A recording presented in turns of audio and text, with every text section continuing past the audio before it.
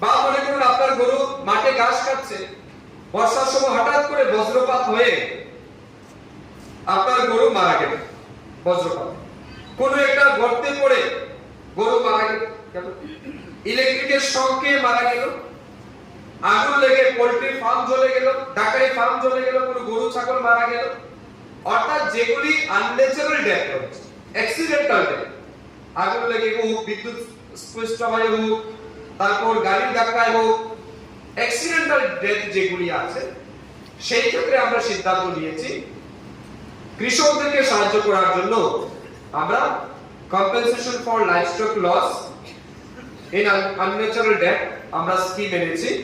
সেখানে আমরা বলছি আপনার গরু, ছাগল, মহিষ, পোল্ট্রি, ডাকারি যাই হোক, শুকর হোক, সেই ক্ষেত্রে আমরা ক্ষতিপূরণ দেব। এবারে মনে করুন আপনার একটা গরু বাচ্চা মারা গেল, অ্যাক্সিডেন্টাল ডেথ, তার বাজার মূল্য 10,000 টাকা হবে, আমরা আপনাকে 10,000 টাকা ক্ষতিপূরণ দেব।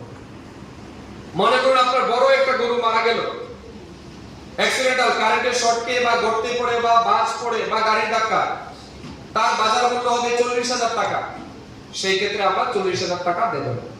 কত টাকা দেব আমরা? আমরা সর্বোচ্চ 20,000 টাকা দেব। কত?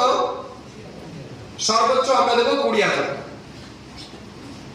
আপনার পোল্ট্রি আগুন লেগে মারা গেছে, তো পোল্ট্রি যা থাকবে অ্যাসেসমেন্ট করে আমরা টাকা দেব। যদি 20,000 টাকার উপরে হয় তো সেটা 20,000 টাকা পর্যন্ত আপনি হাইয়েস্ট পাবেন।